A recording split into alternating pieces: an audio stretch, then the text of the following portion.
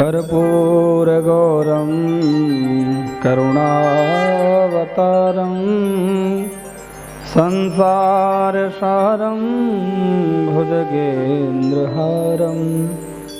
सदा वसन्तं हृदयारविन्दे भवं भवानी सहितं नमामि। भवं भवानी सहितं नमामि। मेरे भोलेनाथ बड़े अद्भुत हैं। इनकी महिमा जितनी गाई जाए उतनी कम है। वेदों ने नेति नेति गाया, शास्त्रों ने गाया है, और तो बड़े बड़े ग्रंथों में भोलेनाथ की महिमा गाई गई। और यहाँ तक ब्रह्मा जी ने, विष्णु भगवान ने, श्री सूत जी, वेदव्यास जी, इंद्रादिक देवता सभी महादेव की महिमा गाते हैं और गाते गाते थक जाते हैं। नेत नेत करके सभी देवता मेरे महादेव की महिमा गाते हैं। जो मेरे शिव जी हैं, जो मेरे भोलेनाथ हैं, बड़े अद्भुत हैं। आहा, करुणा के अवतारी मेरे भोलेनाथ, जो कर्पूर के समान गोरे हैं, जिनका बड़ा ही अद्भुत स्वरूप है। गले में सर्प की माला है और त्रिनेत्रधारी हैं, जटाधारी मेरे भोलेनाथ हैं।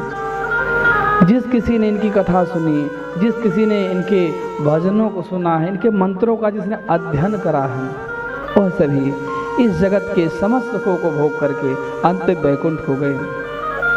अतएव जितने भी जगत के जीव हैं, जितने प्राणी हैं, सब ने महादेव की लीला को श्रवण किया। प्यारे दर्शकों, मेरे भक्तों, बंधुओं, आप सभी एकत्रित हुए हैं किस लिए? भगवान शिव की कथा सुनने के लिए। और आज हम सभी प्रथम दिन में भगवान जो शिव की कथा सुन रहे हैं, यह बड़ी अद्भुत है। और आज के दिन जो प्रथम दिन हम कथा श्रवण करें, क्योंकि जो प्रथम दिन कथा श्रवण करने आता है वह भगवान शिव से अनुराग होता है, क्योंकि प्रथम दिन कथा में भगवान शिव के प्रेम बताया जाता है, उनके महात्म्य को सुनाया जाता है कि महादेव की महिमा क्या है, उनकी महिमा को सुनने से लाभ क्या है, क्या कुछ मिलता है भक्तों को, वह हम सभी को सुनना चाहिए। ये जो शिव पुराण है, ये शिव महापुराण ग्रंथों का 18 पुराणों का श्रेष्ठ पुराण है, ग्रंथों में श्रेष्ठ ग्रंथ है। ये मेरा शिव महापुराण भगवान भोलेनाथ का, जिसमें वर्णन किया गया है। इसमें भगवान भोलेनाथ की अनेक लीलाएं, अनेक कथाएं, अनेक भगवान के गुण, भगवान भोलेनाथ की महिमाओं का बड़ा मुक्त कंठ श्री वेदव्यास ने वर्णन करा है। अतएव जितने भी भक्त हैं, आए हैं, वो अपने आसपास सबको बताएं, लोगों को बताएं कि आपके नगर में, आपके समीप महादेव की यहाँ ज्ञान गंगा बह रही है। इसलिए सभी को अत्यधिक से अत्यधिक संख्या में आना चाहिए और मेरे महादेव की महिमा सुनना चाहिए, क्योंकि जो शिव पुराण है इसमें रसमय तो है, साथ में यह रहस्यमय कथा है। क्योंकि जिसको जीवन में जो कुछ चाहिए, धन, संपत्ति, यश, कीर्ति, वैभव, पुत्र, लक्ष्मी, जो कुछ चाहिए सब मेरे महादेव देने वाले हैं। इसलिए आप सभी लोगों को चाहिए नित्य प्रतिदिन आप आएँ और हाथ जोड़ करके नमन करके भोलेनाथ को बैठ करके, ये जो भगवान शिव की बामंगमयी मूर्ति है, ये अक्षर स्वरूप में मेरे भोलेनाथ विराजमान हैं, यहाँ पर आए, उनका दर्शन करें, तदुपरांत कथा को श्रवण करें। प्रिय दर्शकों, भगवान भोलेनाथ मेरे ऐसे अद्भुत हैं, भक्तों, भगवान भोलेनाथ ऐसे अद्भुत, कम समय में बड़ी जल्दी प्रसन्न हो जाते हैं। बड़ी ही अद्भुत कृपा है महादेव की। श्री सूत जी कथा सुनाते हैं, शौनक जी कथा सुनते हैं। एक समय की बात है, कहते नैमिषारण्य तीर्थ में बहुत सारे ऋषि कथा सुन रहे हैं और श्री सूत जी कथा सुना रहे हैं। श्री सूत जी कथा सुना रहे हैं और शौनक जी कथा सुन रहे हैं। तो एक दिन शौनक जी ने कहा कि हे प्रभु, हमने अनेक पुराणों के बारे में सुना, हमने अनेक कथाएं सुनी, परंतु हमने भगवान महादेव की जो मुक्त कंठ महिमा है वह नहीं सुन पाए। हे प्रभु, सभी ग्रंथों में भोलेनाथ की महिमा तो आई है, ऐसा कोई पुराण नहीं है, ऐसा कोई ग्रंथ नहीं है जिसमें महादेव की महिमा ना हो, ऐसा कोई धर्म नहीं है, ऐसा कोई पंथ नहीं है जिसमें महादेव की महिमा ना कही गई हो। परंतु हे भगवान, हम विशेष करके भोलेनाथ की लीला सुनना चाहते हैं। वह कौन सा ग्रंथ है, वह कौन सा पुराण है जिसमें भोलेनाथ की महिमा गाई गई है? श्री सूत जी कहते हैं, हे ऋषियों, अब मैं आपको ऐसी पतित पावनी पुराण को सुनाने जा रहा हूँ, ऐसी कथा को सुनाने जा रहा हूँ जिसको सुनने से आपके समस्त जीवन के जो विकार हैं वे दूर हो जाएंगे, चाहे मानसिक हों, चाहे शारीरिक हों, या भौतिक दैहिक दैविक, जैसे भी विकार हैं, पाप हैं, रोग हैं, दोष हैं, सब दूर हो जाएंगे मात्र केवल एक भगवान की कथा सुनने से, महादेव की। हर हर महादेव। मेरे भोलेनाथ जो हैं बड़े अद्भुत हैं। श्री सूत जी कहते हैं कि हे ऋषियों, जिस किसी ने भगवान शिव की कथा श्रवण करी, जिसने मेरे महादेव की शरण को ग्रहण किया है, जिसने उनके चरणों में मस्तक को झुकाया है, उसके जीवन के समस्त दुख, समस्त दरिद्रता, समस्त क्लेश दूर हो गए हैं। इसलिए सभी को चाहिए कि भगवान शिव की शरण में जाएं और महादेव की लीला को जान करके उनके चरणों में मस्तक झुकाएं। प्रायः आप लोग देखते होंगे कि आज हर गांव में शिव मंदिर है, हर प्रदेश में, हर देश में, देश विदेश में हर जगह भगवान शिव का मंदिर पाया जाता है। लोग भगवान शिव के मंदिर में जाकर मस्तक झुकाते हैं, प्रणाम करते हैं, उनकी लीला को जानते हैं। परंतु आपने यह कम ही देखा होगा कि कई लोग होते हैं, उन्हें शिवालय की में जाकर भगवान शिव की पूजा कैसे करनी चाहिए, किस वस्तु को भगवान शिव को चढ़ाने से किस वस्तु की प्राप्ति होती है, यह नहीं पता होता। जो कुछ भक्त होते हैं अपने घर से गए जैसे तैसे भगवान शिव की पूजा करें। परंतु प्रिय बंधुओं, अब मैं आपको बताऊंगा प्यारे कि कैसे भगवान शिव की पूजा करें, कैसे महादेव की सेवा करें जिससे आपका मनोरथ पूर्ण हो। ये शिव पुराण ऐसा अद्भुत ग्रंथ है, आपके मन में जो शंकाएं हैं वह सब दूर होंगी। आखिर भगवान शिव की आधी ही परिक्रमा क्यों ली जाती है, और भगवान शिव पर जल क्यों चढ़ाया जाता है, और किसी देवी देवता पर तो इस तरह जलधारा चढ़ती नहीं जिस प्रकार भगवान शिव पर चढ़ती है। और भगवान शिव का जो शिवलिंग है वो क्या है, शिवरात्रि क्यों हम मनाते हैं, सर्वप्रथम भगवान शिव की पूजा किसने की, और शिवलिंग कितने प्रकार का होता है, कौन सा शिवलिंग पूजने से किस प्रकार की समृद्धि वृद्धि क्या फल मिलता है, यह हम जानेंगे। और साथ में हम यह भी जानेंगे कि भगवान शिव की पूजा कितने प्रकार से, कितनी विधि से करी जाती है, और महादेव की पूजा विशेष करके क्यों बताई गई है, यह भी हम जानेंगे। उसके लिए हमें नित्य प्रतिदिन शिव पुराण को श्रवण करना होगा। बोलो हर हर महादेव। तो आज हम सभी भगवान शिव की जो कथा श्रवण करने चल रहे हैं, श्री सूत जी कहते हैं कि हे ऋषियों, जिस व्यक्ति ने जीते जी भगवान कथा सुनी उसका उद्धार तो हुआ ही। यदि मरणोपरांत भी कोई भगवान शिव की कथा को श्रवण कर लेता है तो उसका उद्धार हो जाता है। अब सौनक जी ने कहा, महाराज ऐसा कैसे है कि जीते जी किसी ने कथा सुनी, नहीं सुनी, मरने के बाद सुन ली उसका उद्धार हो जाता है। और महाराज आप यह भी कह रहे हैं कि जिसने शिव जी कथा सुन ली उसके सारे पाप नष्ट हो जाते हैं। तो प्रभु कोई ऐसा व्याख्यान बताइए, कोई ऐसी कथा सुनाइए जिसने भगवान शिव की कथा सुनी हो और उसके दुख दूर हुए हों और प्रभु समस्त पापों से मुक्त हुआ हो। तो श्री सूत जी कहते, हे ऋषियों ध्यान से सुनो। कहते एक समय की बात है, किरात नगर में एक ब्राह्मण रहता था जिसका नाम देवराज था। और जो ब्राह्मण था वह ब्राह्मण, उसका वेश तो ब्राह्मण का था परंतु उसका कर्म ब्राह्मण का नहीं था। वो व्यापार करता था, ब्राह्मण होकर व्यापार करता था और नाना प्रकार के अनाचार, दुराचार, पापाचार व्यथित रहता था और लोगों को ठग लेता था, अपने ब्राह्मण होने का लाभ उठाता था। बोलो हर हर महादेव। देखो प्यारे, एक मैं आपसे बात कहूँगा, आप लोगों से एक मैं राय दे दूँ, निवेदन करूँगा कि कभी भी अपने वेश का किसी पर दुरुपयोग नहीं करना चाहिए। आपको परमात्मा ने जो वेश दिया है, उस वेश का, उस जो रूप दिया है, उस रूप का आदर करो, अनादर मत करो। यदि आप ब्राह्मण हैं, साधु हैं, संत हैं, तो यदि आपने वह वेश धारण किया है तो उस वेश का आप अनुकूल चलिए, उसके प्रतिकूल मत चलिए। तो ये जो ब्राह्मण था, देवराज का नाम का ब्राह्मण, व्यापार करता था और व्यापार में जाकर लोगों के यहाँ रुकता, उनको ठगता, ऐसे ही कार्य करता रहा। जीवन भर यह पाप करता करता एक दिन व्यापार करते करते अपने नगर को छोड़कर दूर पहुँच गया। बोलो हर हर महादेव।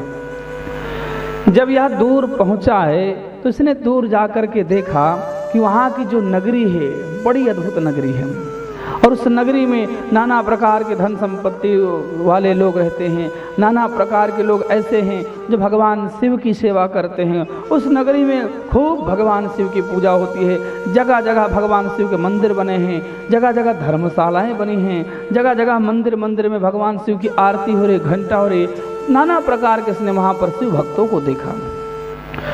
प्यारे, जब इसने शिव भक्तों को देखा है तो उसी नगर में रहने लगा और व्यापार करने लगा। एक समय की बात है कि यह धर्मशाला में रुका हुआ था और जिस धर्मशाला में रुका था उसे रात को इसे अचानक ज्वर हुआ, अर्थात तेज बुखार हो गया, जिससे यह उठने में असमर्थ रहा, खाट पे पड़ा रहा, लेटा रहा। लेकिन एक दिन हुआ क्या कि उसी धर्मशाला में भगवान शिव की कथा हो रही थी, महादेव की शिव पुराण हो रहा था। लेटे लेटे इसने बीमार अवस्था में भगवान शिव के जो पुराण की जो वाक्य हैं, जो पुराण के जो शब्द हैं, भगवान शिव की जो महिमा है, भगवान शिव की जो लीलाओं के गान हैं, इसके कानों में धीरे धीरे जाकर के प्रविष्ट करे और इसके अंतःकरण में जाकर के बस गए। और यह ब्राह्मण भगवान शिव को नमन करता हुआ, ध्यान करता हुआ, जब इसके प्राण पखेरु उड़े, इसका अंत समय आया तो यम के दूत आए और इसके गले में फंदा बांध के, फंदा डाल करके यमपुरी को ले गए। जैसे यमपुरी में पहुंचे यम के दूत, आगे आगे यम के दूत और पीछे पीछे मेरे महादेव के गण आ गए। यम के दूतों ने देखा कि महादेव के गण कैसे, और जो मेरे महादेव के गण हैं उनका रूप अद्भुत है, बड़ा निराला है, उनकी जटाएं हैं, उनके गले में रुद्राक्ष की मालाएं हैं, भस्मधारी हैं, बाघंबरधारी हैं, हाथ में त्रिशूल है, डमरू है, साक्षात दूसरे शिव के समान प्रतीत होते हैं। ऐसे अद्भुत गण जब पहुँचे हैं तो उन्होंने यम के दूतों से कहा, हे यम के दूतों, आप जिसे लेकर के आए हो इसे छोड़ दो। क्यों? आप इसे इसलिए छोड़ दो क्योंकि भगवान शिव का भक्त हो चुका है, इसने अंत समय भगवान शिव की कथा श्रवण करी। बोले महाराज हम कैसे छोड़ दें, इसने जीवन भर अनाचार, दुराचार, पापाचार किया है, अरे तो महापापी है, इसे हम कैसे छोड़ दें। तो श्री भगवान शंकर के गण कहते हैं, हे यमदूतों, जिसने व्यक्ति ने अंत समय में भगवान शिव के नाम का स्मरण किया हो, उनकी कथाओं को श्रवण करा हो, भला वह व्यक्ति नरक को कैसे जा सकता है। इसलिए वह व्यक्ति नरक का अधिकारी नहीं, अपितु वो तो महादेव के परम धाम शिवलोक का अधिकारी है, जिसने भगवान शिव की कथा श्रवण करी। अतएव हे गणों, हे यम के दूतों, आप इसे छोड़ दो और आप लोग चले जाओ यमपुरी को। और ये उनके कहने पर यमपुरी के जो दूत थे यमराज के, उसे देवराज को छोड़ा है और देवराज जो नाम का ब्राह्मण था उसे पकड़ कर ले आए हैं भगवान शिवलोक को। और भगवान शिवलोक को आकर उसने भगवान शिव का दर्शन किया है। जैसे पुराणों में भगवान शिव की महिमा का वर्णन था, आज उसके सन्मुख वही महिमा दिखाई दी। उसने भगवान भोलेनाथ को दंडवत प्रणाम करा और कहा, हे भोलेनाथ, हे प्रभु, मेरे अपराधों को क्षमा करो, हे महादेव मेरे अपराधों को क्षमा करो। भोलेनाथ बोले, हे वत्स, जो मेरी शरण में जाने में अनजाने में जैसा भी आ जाता है तत्क्षण उसके पाप नष्ट हो जाते हैं। अतएव आप मेरी शरण में आए हैं, अब आप आज से हमारे गणों में विशेष गण होंगे। और भगवान शिव ने उसे से विशेष गण का दर्जा दे दिया और वह भगवान शिव के विशेष गणों में रह करके भगवान शिव की महिमा स्तुति गान गाने लगा। श्री सूत जी कहते, हे मुनियों, जो व्यक्ति भगवान शिव की शरण में जाता है उसके समस्त पाप, समस्त कष्ट दूर हो जाते हैं। अतएव सभी प्राणी को चाहिए भगवान शिव की जो कथा है, जो शिव पुराण है, इसको सुनना चाहिए, क्योंकि जो शिव पुराण है ये संहिताओं का सागर है और इस शिव पुराण में 24,000 श्लोक हैं, जिसको सुनने से हमारे कान अद्भुत होते हैं, तर जाते हैं और हमारी अंतरात्मा प्रसन्न हो जाती है और हमारे मन में शिव प्रेम जाग जाता है। अतएव व्यक्ति को नित्य प्रातःकाल, सायंकाल, मध्याह्न काल में जब भी समय मिले भगवान शिव कथा को सुने और कथा सुनने के बाद उसे पंचाक्षर मंत्र का जाप करना चाहिए। भगवान शिव का ओम नमः शिवाय जो मंत्र है इसका जाप करना चाहिए। इसके जाप करने से व्यक्ति समस्त पापों से, समस्त दुखों से छुटकारा पाता है, उसके जीवन में कभी क्लेश नहीं आता और भगवान शिव को पा करके अपने जीवन को धन्य कर लेता है। बंधु, शिव जी के पंचाक्षर मंत्र में इतनी शक्ति है कि जिसका वर्णन नेति नेत कह के शिवपुराण में वेदव्यास जी लिखते हैं सूत जी गाते हैं और साक्षात श्री ब्रह्मा जी जिस मंत्र का जाप करते हैं, भगवान विष्णु जिस मंत्र का जाप करते हैं, वह है मेरा पंचाक्षर मंत्र, मेरे भगवान शिव का। ये मेरे भगवान शिव का जो पंचाक्षर मंत्र है, इसका नित्य पाठ करना चाहिए, जाप करना चाहिए, चलते फिरते उठते बैठते ओम नमः शिवाय, ओम नमः शिवाय, ओम नमः शिवाय, ऐसा करके जाप करना चाहिए। मैं आज गर्व के साथ कहता हूँ और बड़े अनुभूति के साथ कहता हूँ कि मैंने स्वयं भगवान शिव का यह मंत्र जाप करा। तो आप लोग जितने भी लोग हैं, जब आप लोग भगवान शिव के इस पंचाक्षर मंत्र का जाप करेंगे, संयोग से जब श्रावण मास चल रहा हो, आहा तो कहना ही क्या, ऐसे श्रावण मास के पावन महीने में घर पर घी का दीपक जला कर या शिवालय में घी का दीपक जला करके जो आपके मन में मनोकामना है, उस मनोकामना को ध्यान करके इस मंत्र का जाप करें। भगवान शिव को जल, बेलपत्र, दोगड़ा घास, धतूरा इत्यादि अर्पण करें और महादेव को प्रसन्न करने के लिए नाना प्रकार के उपाय करें जो यत्न हो सके, क्योंकि उसका जीवन व्यर्थ है जिसने मानव तन पा करके भगवान शिव को प्रसन्न नहीं किया। प्यारे, जिसने भी मानव तन आपका मिला, जिसको भी मिला है, केवल एक ही इस मानव तन का पाने का उद्देश्य है भगवान की प्राप्ति करना, भगवान को मनाना। इसलिए जितने भी आप लोग यहाँ पर आए हैं, आप कथा श्रवण कर रहे हैं, आगे भी कथा भेजें और लोगों को बताएं कि हम सभी का केवल और केवल एक लक्ष्य है, महादेव को प्रसन्न करना। वो किसी भी यत्न में आप यत्न करो, तन से, मन से, धन से, जैसा भी हो सके महादेव को खुश करो। जो कुछ है आपके पास वो महादेव के चरणों में लेकर खड़े हो जाओ। इससे क्या होगा प्यारे, जिस दिन आपने भगवान को प्रसन्न कर लिया तो दुनिया की ऐसी कोई संपत्ति नहीं जो आपको ना मिले, दुनिया की ऐसी कोई खुशी नहीं जो आपको ना मिले, दुनिया का ऐसा कोई सुख नहीं जो आपको ना मिले। इसलिए प्रिय बंधुओं, हर प्रयास करके महादेव को प्रसन्न करें, महादेव को खुश करें, जिससे आपका जीवन सफल हो सके। बोलो हर हर महादेव।